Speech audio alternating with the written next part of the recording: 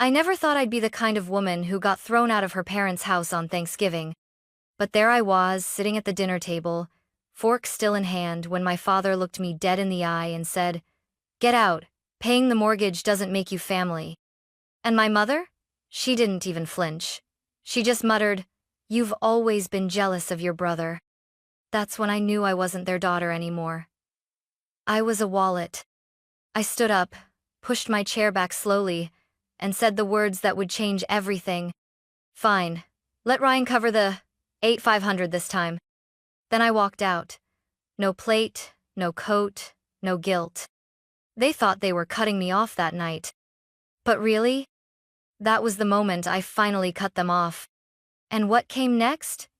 They never saw coming. They probably don't even remember how it started. But I do. It was a Thursday morning in February, 3 winters ago, when I first dipped into my savings to help them cover Dad's unexpected surgery. I wired the money without hesitation. Family takes care of family, right? That's what I told myself every single time they called. When the mortgage fell behind during the pandemic, I paid it.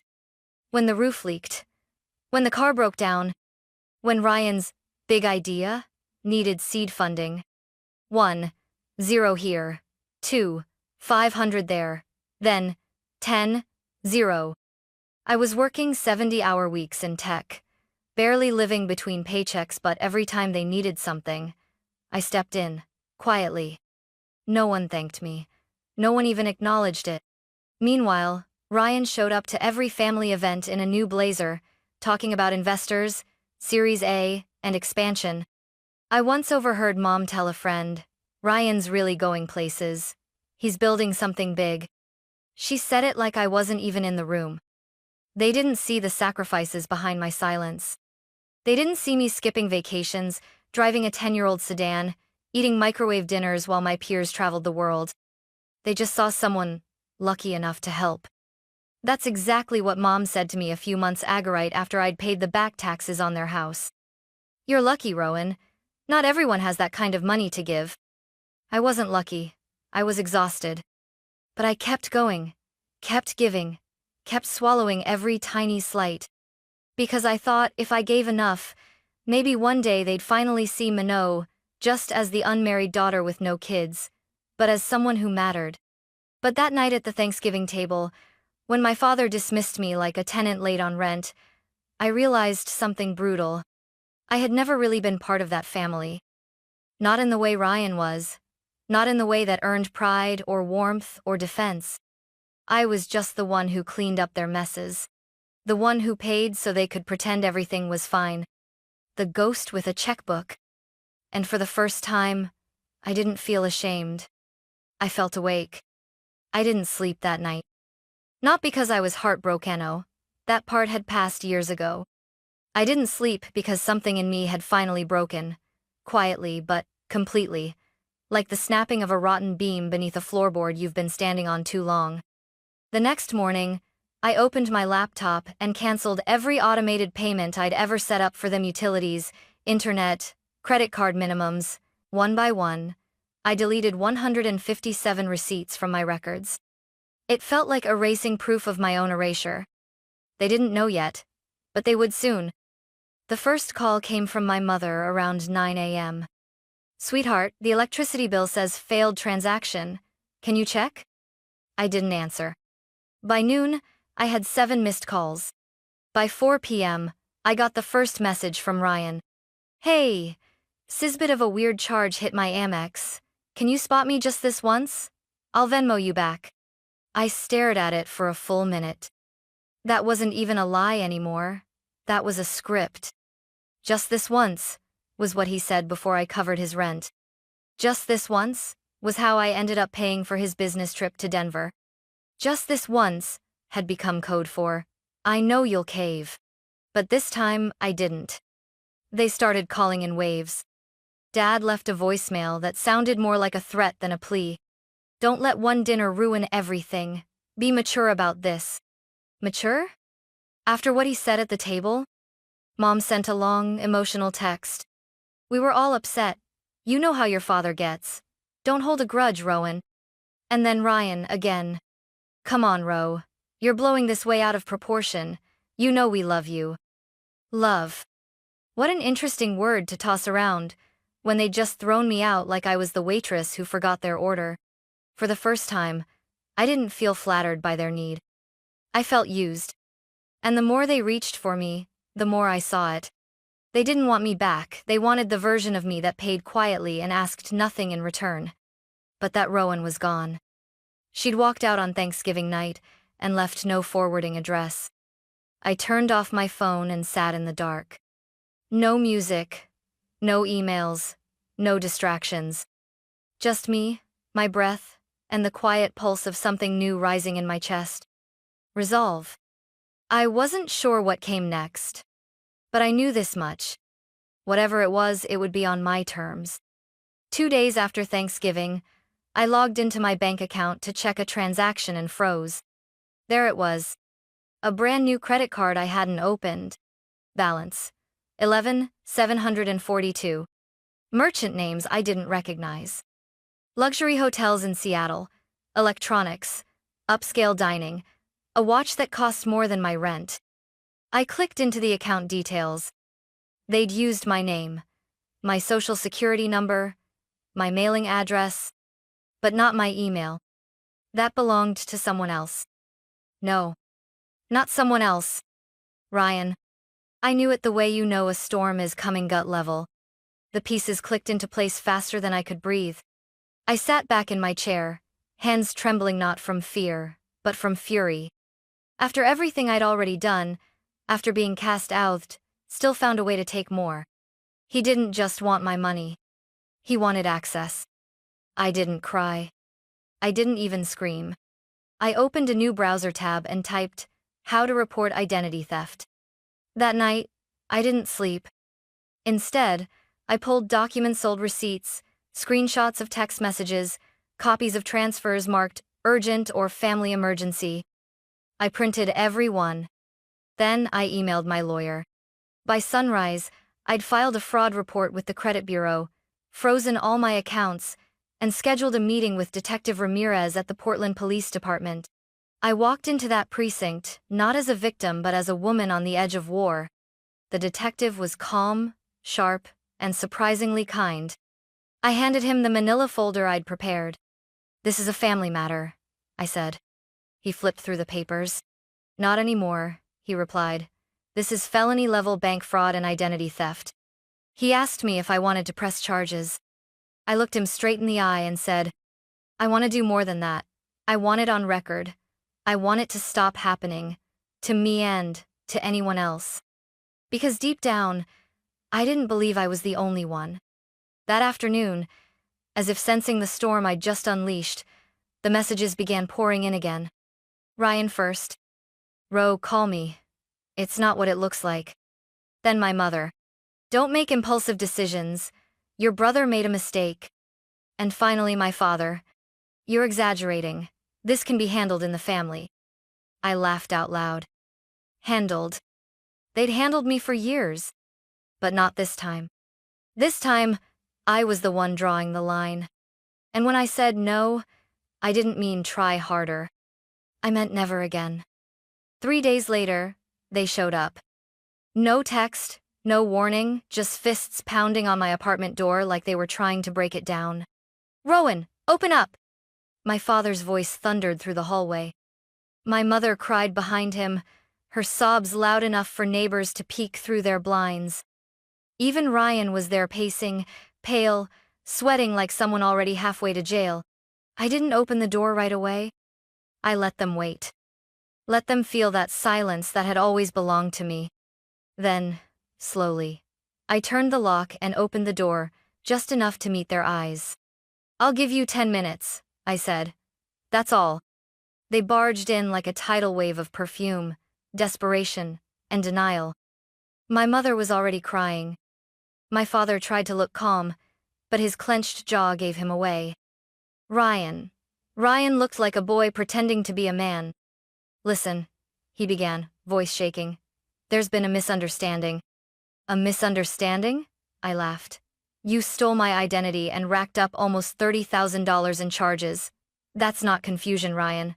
That's a felony." My father stepped forward, his voice low and sharp.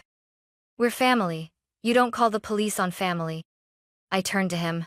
Funny. Last week you said paying your mortgage didn't make me family. Now suddenly we're blood again? My mother whimpered. We were upset. We didn't mean what we said. Yes, you did, I said. You meant it when you let me pay your bills for years. When you let Ryan drain my savings. You meant it when you chose silence over truth. Ryan's face twisted. You've always been resentful.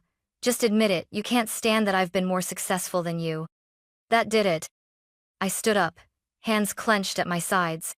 Successful? I snapped. You've lived off my back for 5 years. You lease a luxury apartment, drive a car you can't afford, wear $1,000 shoes in my dime.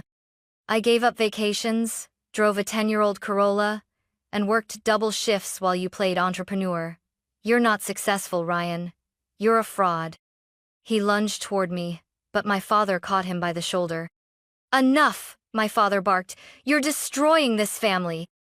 No, I said, voice steady. You destroyed it when you decided I was only as valuable as my wallet. I walked to the door and opened it wide. The next time we talk, I said, we'll be in court. They stood frozen. My mother reached out one last time. Rowan, please? I shook my head. You never cried like this when I was drowning. Then I closed the door, not in anger, not with a slam, but with peace. By the end of the week, Ryan was officially under investigation. Detective Ramirez called me back to confirm the obvious. This wasn't just identity theft, it was part of something larger. Multiple victims. 3, so far. 2 former investors and 1 ex-business partner, all of whom had stayed quiet out of embarrassment. But once they learned someone had spoken up, they came forward. I wasn't surprised. I'd always known Ryan couldn't stop at one well. He drained every cup until it cracked. But what did surprise me was who started calling next. It began with my Aunt Linda, my father's sister. We hadn't spoken in years, not since I missed a family wedding due to burnout and got blamed for being selfish. Her voice, when it came through my phone, was soft, almost ashamed. You did the right thing, Rowan, she said. We all knew what was happening. But your parents, they never let anyone say it out loud. Then it was my cousin Marissa.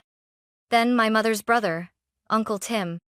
One by one, they whispered truths they had kept behind family smiles. He's always been the golden child. They never told him not even when he forged my name on a business form. I'm sorry we didn't speak up sooner. We were scared to lose our place. That sentence struck me hard. Lose their place. As if family had tears. And if you told the truth, you fell off the ladder. I realized then that I wasn't the only one who had lived under unspoken rules. I was just the first to stop playing by them. And then, a call I didn't expect. Jenna, Ryan's ex-wife. We hadn't talked since their divorce 2 years ago. She'd vanished quietly, her name removed from every Christmas card as if she'd never existed. Thank you, she said, her voice trembling. I hesitated. For what? For doing what I couldn't, she whispered. For standing up to him. She told me everything. How Ryan drained their joint savings, forged her signature on a personal loan, left her tens of thousands in debt. He didn't just lie, she said. He made me believe I owed him. I listened in silence, the pieces slotting into a darker puzzle than I'd imagined. And your parents, she added bitterly. They defended him until the very end, said I was bitter, said I didn't understand him. I thanked her for telling me. I told her she wasn't alone anymore. And maybe for the first time in both our lives we meant it.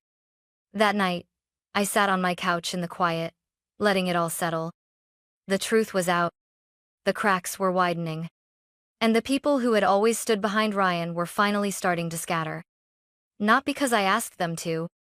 Because he had built his empire on silence, and I had broken it with one word: no. The night before the hearing, my phone rang. It was late, almost midnight, and I knew the number. My father. For a moment, I just stared at the screen, thumb hovering. I could have let it go to voicemail like the dozens before it. But something in my curiosity, maybe closure, made me answer. Rowan, he said, voice clipped and cold like the man I'd always known. You testify tomorrow, and you'll ruin this family. I didn't speak. I let the silence stretch like a canyon between us. You'll destroy your brother's future, he pressed. Your mother hasn't stopped crying. We raised you better than this. I laughed.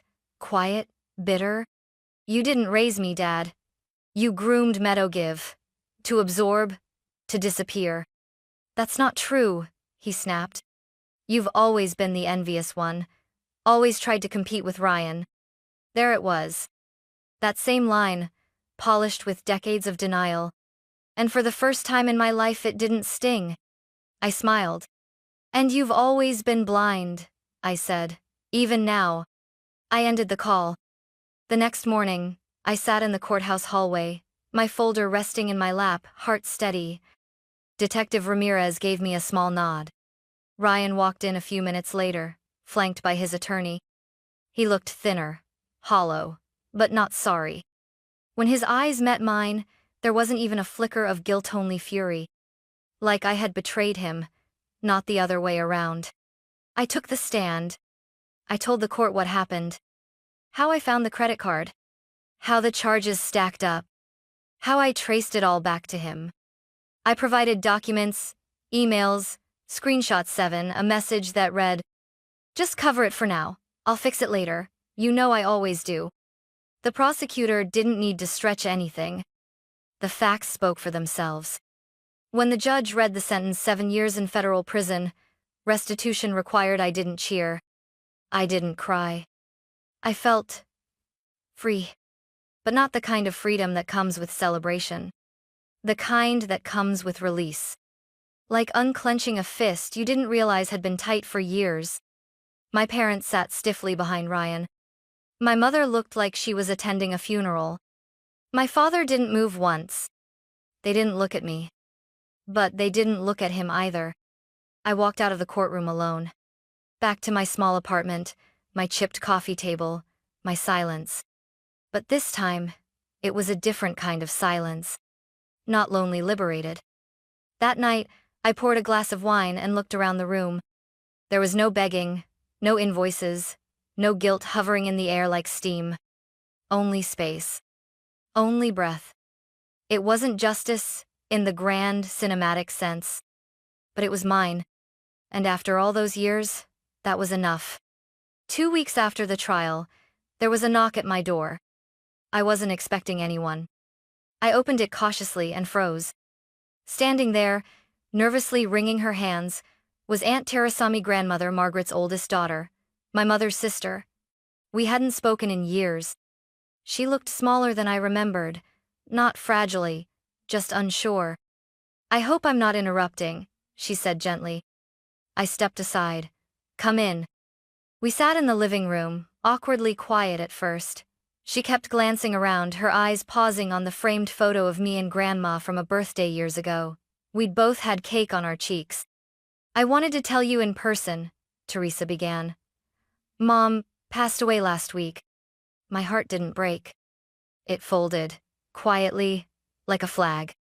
Grandma had been the only one in the entire family who treated me like a human being, not an extension of Ryan, not a wallet. She never pressured, never asked for anything, never took sides. She just saw me. "She left you something," Teresa said, reaching into her bag. A manila envelope thinner than I expected. Inside, a handwritten letter. I unfolded it slowly. "My dearest Rowan, I always knew they didn't see you the way I did. They saw a daughter without a husband, a woman without children, a bank account with boundaries they refused to respect. But I saw you. The fire in you. The kindness that didn't ask for attention. The spine that bent, but never broke. I wish I'd done more. I wish I had spoken up when I saw them using you. But I hoped, maybe foolishly, that you'd find your way out. And you did. Don't feel guilty for choosing yourself. That's what I always hoped you would do. I leave you this home, this account, This peace because I know you'll build something with it that they never could. Not a business. Not a reputation. But a life worth living. Love, Grandma Margaret. I didn't realize I was crying until I saw the tear fall onto the corner of her signature. Aunt Teresa placed a second document on the tablet copy of the will. Everything. The house. The savings. The garden Grandma loved. It was all mine. I think, Teresa said softly, she always meant for it to go to you. She just never trusted the others to respect that. I sat in silence after she left, the envelope resting on my lap like a weight and a gift all at once. I expected guilt to return. That old ache in the gut that whispers, you should forgive them, help them, return to the fold. But it didn't come. What I felt was justice. Not the courtroom kind. Not vengeance. But balance. Truth finally choosing a side. 2 weeks later, I stood in front of the house. Grandma's house. My house now. It wasn't big. The paint was chipped. The garden was overgrown. But it was mine. No one had access to my bank account. No one could call to guilt me at midnight. No one could twist love into obligation. I stepped inside. The air smelled faintly of lavender and old books. I ran my hand along the banister, whispering, "Thank you." That night, I slept with the windows open and the doors locked, not out of fear, but for the first time, by choice. The next morning, my phone lit up with missed calls. Stephanie, Richard, Ryan. They had found out. I didn't answer. They lost the right to access me the day they told me I wasn't family. And now?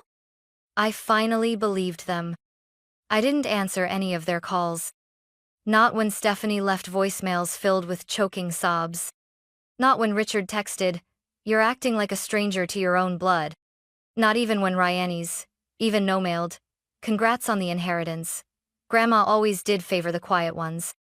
They were wrong. She didn't favor me because I was quiet. She left it to me because I finally spoke.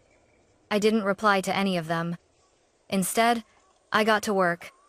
I rolled up my sleeves, scrubbed down kitchen tiles, still scented with lemon oil, cleared out closets full of mothballs, and decades of faded linens. I pruned the garden, one rosebush at a time, until my hands blistered and my chest ached not from pain, but from the strange, blooming sense of belonging. This was my house now. And not just legally.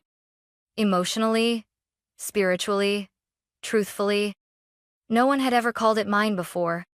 Now no one could take it back. I installed new locks. Painted the front door blue the same shade as Grandma's old teacups. I didn't replace the doorbell. Not out of spite. But because I no longer needed people who showed up just to take. If someone truly wanted to reach me, they'd knock. And wait. There were quiet nights when I sat on the porch, watching the sun dip below the trees, wondering what forgiveness should feel like. I thought it would be loud, dramatic, a hug in the rain, a tearful reunion. But what I felt was peace. And peace, I learned, makes no noise. It didn't rush in to fix what others had broken. It didn't beg to be seen. It simply sat beside me, like an old friend I hadn't recognized for years. People in town began to wave at me again. Some of them remembered me as the daughter who left. Others only knew me now as the woman who lives in Margaret's house. That was enough. I didn't need a title. I didn't need validation. One afternoon, I got another envelope in the mail. No return address. Inside was a photo, and Grandma, at the age of 9, both of us holding paintbrushes and standing beside the same blue door I'd just repainted. On the back, in shaky handwriting, "You were always building your own home, Rowan. I just gave you the key." I held it to my chest. Not crying, not aching. Just still. Today, I walk through my life without the weight of their approval. Without the pressure to explain, to give, to bleed. I have a modest job I love. A garden that grows slowly but faithfully. And a home that doesn't echo with debt or guilt, or anyone else's disappointment. Sometimes the phone still rings. I don't pick up. Because healing doesn't mean reopening doors. Sometimes, healing is knowing which ones to leave shut and walking forward without waiting for someone to call your name. And me? I don't just know who I am now. I know who I've always been.